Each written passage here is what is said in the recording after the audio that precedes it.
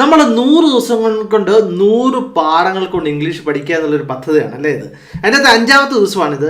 അപ്പോൾ നമ്മൾ മലയാളത്തിൽ പറയുന്ന എല്ലാ കാര്യങ്ങളും, നിത്യജീവിതത്തിൽ ഉപയോഗിക്കുന്ന കാര്യങ്ങളെല്ലാം ഇംഗ്ലീഷിൽ എങ്ങനെ പറയാം എന്നുള്ളതാണ് നമ്മൾ പഠിക്കുന്നത്. എൻ്റെ പേര് ജസ്റ്റിൻ തോമസ്. അപ്പോൾ നിങ്ങൾ ശ്രദ്ധിക്കുക, നിങ്ങൾ ഇത് നമ്മൾ കേട്ടാൽ മാത്രം പോരാ, നമ്മൾ ഉപയോഗിക്കണം. എല്ലാ ദിവസവും നിങ്ങൾ ഉപയോഗിക്കുക. ഞാൻ നേരത്തെ പറഞ്ഞ പോലെ തന്നെ ഒരു ഡയറിയിൽ ഈ വാക്യങ്ങളൊക്കെ നിങ്ങൾ എഴുതി വെക്കുക, ഉപയോഗിക്കാൻ വേണ്ടി ശ്രമിക്കുക. ആദ്യം തന്നെ നമുക്കൊരു മലയാളം പാട്ട് പാടിയാലോ എന്ന് നമ്മൾ ചോദിക്കത്തില്ല, ഒരു പാട്ട് പാടിയാലോ?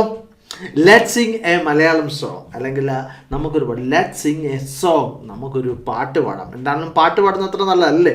നമുക്ക് വേറൊന്നും നോക്കാം, നമുക്ക് എന്തെങ്കിലും വാങ്ങിക്കാം അല്ലേ. വാങ്ങിക്കുക എന്നുള്ളതിന് ബൈ എന്നും പറയാം, അല്ലെങ്കിൽ ഗെറ്റ് എന്നും പറയാം. നമുക്കൊരു പത്രം വാങ്ങിക്കാം എന്ന് നമ്മൾ സുഹൃത്തിനോടൊക്കെ പറയാറില്ലേ. Come let's get a newspaper, come let's get a newspaper. അപ്പോൾ നിങ്ങൾ എന്നോട് പറയും, അപ്പോൾ ഈ ഗെറ്റിന് വരും ബൈ ഉപയോഗിക്കാം. തീർച്ചയായിട്ടും ഉപയോഗിക്കാം, come let's buy a newspaper എന്ന് പറയാം. പക്ഷേ സാധാരണ പറയുന്നത് എന്താണ്? Let's get a newspaper എന്നാണ് സാധാരണ സംസാര ഭാഷയിൽ ആളുകൾ ഉപയോഗിക്കുന്നു. നമുക്ക് ഈ മഞ്ഞ സാരി വാങ്ങിച്ചാലോ? ഇപ്പം ഞാൻ ഭാര്യയായിട്ടൊക്കെ പോവുകയാണെങ്കിൽ ചിലപ്പോൾ നമുക്ക് ഈ സാരി വാങ്ങിച്ചാലോ എന്ന് ചോദിക്കത്തില്ലേ. അപ്പോൾ എങ്ങനെയാണ്? Shall we buy this yellow sari, shall we buy this yellow sari. Okay, can you buy some sugar when you go out? നീ പുറത്ത് പോകുമ്പോഴത്തേക്ക് പഞ്ചസാര വാങ്ങിച്ചുകൊണ്ട് വരാമോ? Shall we buy this yellow sari? Can you buy some sugar when you go out? Can you buy some sugar when you go out? അപ്പോൾ ഞാൻ ഈ ഇട്ടിരിക്കുന്ന ഷർട്ട് അല്ലെങ്കിൽ ടീഷർട്ട് ഇട്ട് ചോദിക്കുക, ഇത് നിൻ്റെ ചേട്ടൻ്റെ ഷർട്ടല്ലേ എന്ന് ഞങ്ങൾ ചോദിക്കും. Is this your brother's T-shirt, അല്ലെങ്കിൽ is this your brother's shirt? Apostrophe S വന്നാൽ എന്തിൻ്റെയും ഇന്ന ആളുടെ. ഓക്കെ, രാജൂസ് രാജുവിൻ്റെ. Is this your brother's shirt? ഇനി ആരുടെ എന്നുള്ളതിന് ഹൊസ് എന്നാണ് ഉപയോഗിക്കുന്നത്. ഹൊസ്. ഇത് ആരുടെ മാസ്കാണിത്? ഇപ്പോൾ നമ്മളിപ്പോഴേ എല്ലാവരും ഈ കോവിഡ് ആയതുകൊണ്ട് എല്ലാവരും മാസ്ക് ഉപയോഗിക്കുന്നുണ്ട്, അവിടെ ഇവിടെയൊക്കെ തൂക്കിയിട്ടേക്കാണ്. ഇതാരുടെ മാസ്ക്? ഇത് കുറച്ച് പേർ ഒന്നിച്ച് താമസിക്കാന്ന് ചോദിക്കും അല്ലേ. Whose mask is this? Whose mask is this? അപ്പോൾ ഇത് ആരുടെ ബാഗാണ്? Whose bag is this? നമുക്ക് പല സമയത്തും മാറി മാറി ഉപയോഗിക്കാം അല്ലേ. ഇത് ആരുടെ പെനാണ്? Whose pen is this? ഇപ്പോഴേ നമ്മൾ ഹൂ എന്ന് പറഞ്ഞാൽ ആരെന്നാണ് അർത്ഥം. ഹൂ ഓൾ, ആരൊക്കെ. ഹൂ ഓൾ, നിന്റെ വീട്ടിൽ ആരൊക്കെ ഉണ്ട്?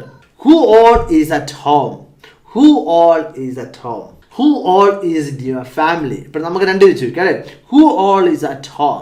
അപ്പോൾ നമുക്ക് സംശയം ഉണ്ടല്ലേ, ഈ കാല്, അര, മുക്കാല്, ഇതിനൊക്കെ എന്താണ് ഇംഗ്ലീഷിൽ പറയുന്നത്? കാലെന്നുള്ളതിന് നമുക്ക് 1/4 എന്ന് പറയാം, അല്ലെങ്കിൽ 1/4 എന്ന് പറയാം. അര എന്നുള്ളതിന് 1/2. അപ്പോൾ മുക്കാലോ 3/4 എന്ന് പറയാം, അല്ലെങ്കിൽ 3/4 എന്ന് പറയാം. ഇരിക്കുക എന്നുള്ളത് നമുക്ക് പ്ലീസ് സിറ്റ് ഡൗൺ എന്ന് പറയാം. ഒന്ന് ഇരിക്കാവോ? നമുക്ക് വളരെ പൊളൈറ്റ്, ഒന്നിരിക്കാവോ, ഒരു കാര്യം ചോദിക്കാൻ വേണ്ടിയാണ്. Would you please sit down, would you please sit down?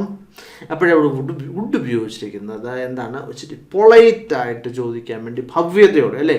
അവിടെ വുഡിന് പകരം കുഡ് വേണം ഉപയോഗിക്കാം. പക്ഷേ കൂടുതൽ ആളുകൾ ഉപയോഗിച്ച് കണ്ടിട്ടുള്ളത് എന്താണ്? വുഡാണ്. അല്ലെങ്കിൽ ഒരു പാട്ട് പാടാവും. നമ്മൾ കുഞ്ഞു പിള്ളേരൊക്കെ വരുമ്പോൾ നമ്മൾ ചോദിക്കുന്നത്, ഒരു പാട്ട് പാടാവും. Would you please sing a song, അല്ലെങ്കിൽ would you please sing a Malayalam song, ഒരു മലയാളം പാട്ട് പാടാവും. Please sit down, would you please sit down, could you please sit down, would you please sing a song? ആ ജനലൊന്ന് തുറക്കാവോ? Would you please open the window, would you please open the window? അല്ലെങ്കിൽ could ഉപയോഗിക്കാം, could you please open the window? അല്ലെങ്കിൽ ആ വാതിലൊന്ന് അടച്ചിടാവോ?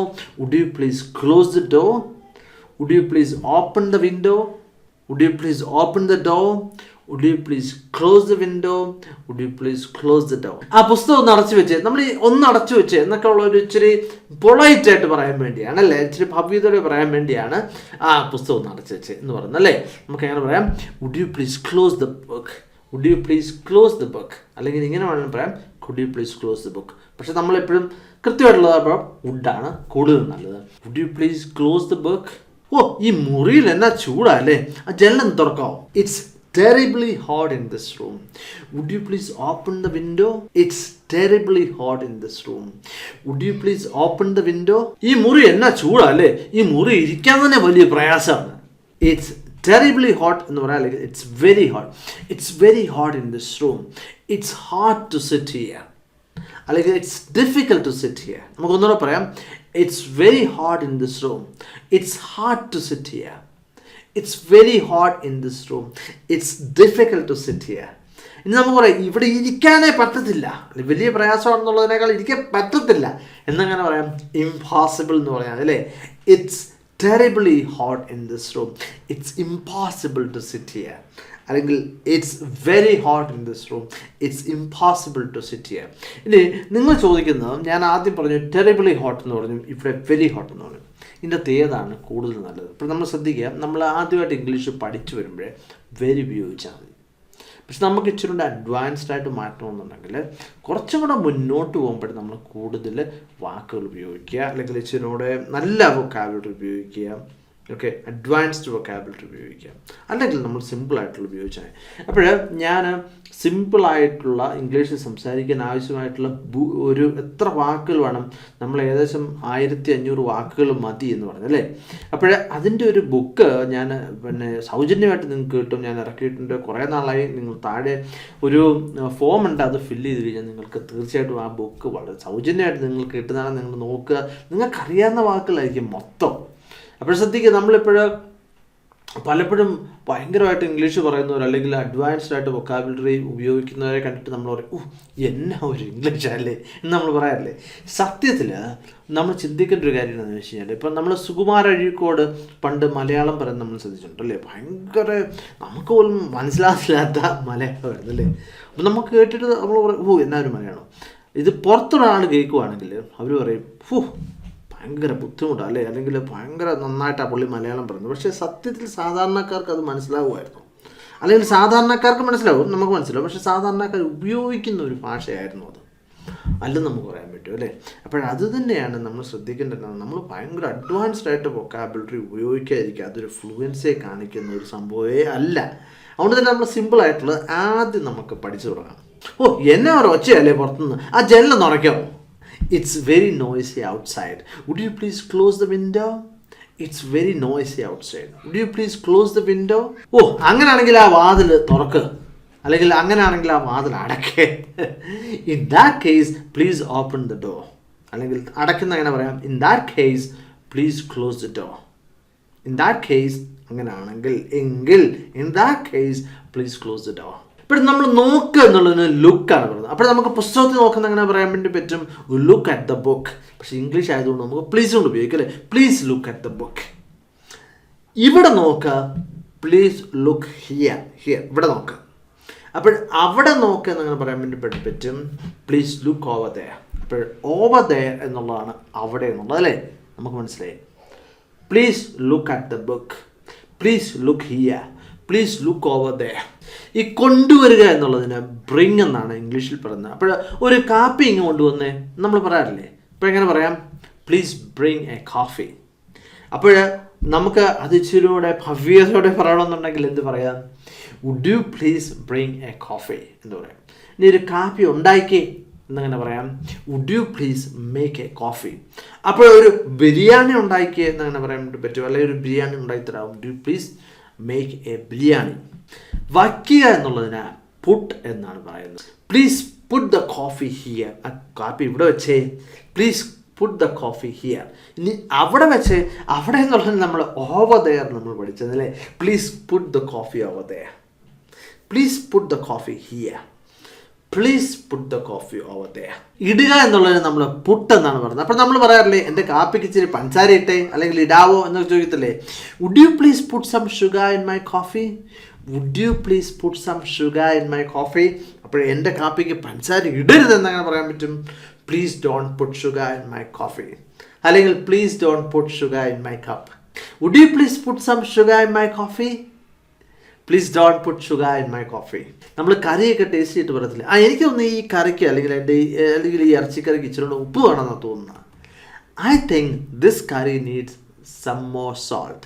ഇനി അപ്പോൾ ഇറച്ചിക്കറി എന്നുള്ളത് ദിസ് മീറ്റ് കറി എന്ന് പറയാം അല്ലേ. പിന്നെ പോത്ത് കറി ആണെങ്കിൽ ബീഫ് കറി എന്നൊക്കെ നമുക്ക് പറയാം അല്ലേ. അല്ലെങ്കിൽ എ ബിറ്റ് മോർ സോൾട്ട് എന്ന് പറയാം. സമ്മിന് പകരം എ ബിറ്റ് എന്ന് വേണമെങ്കിലും പറയാം. അപ്പോൾ നമുക്ക് ഒന്നുകൂടെ പറഞ്ഞു നോക്കാം. I think this curry needs a bit more salt. I think this curry needs some more salt. എന്നാൽ ഇച്ചിരി ഉപ്പ് ഇട്.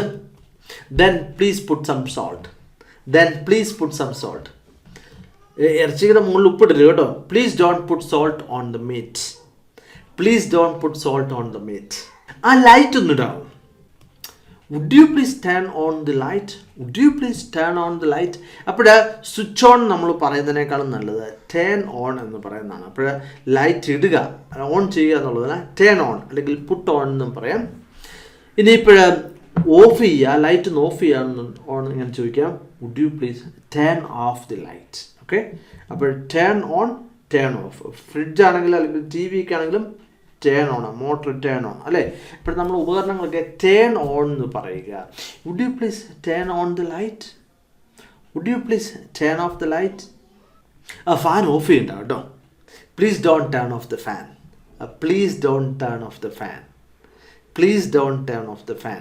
ഇതിപ്പോൾ നിങ്ങളിപ്പോൾ ഈ വീഡിയോ കണ്ടിട്ട് പറയണം, ഓ നിങ്ങൾ പറയുന്നത് ഒന്നും മനസ്സിലാകുന്നില്ലല്ലോ സാറേ. ഇങ്ങനെ പറയാൻ വേണ്ടി പറ്റും, I didn't understand what you said.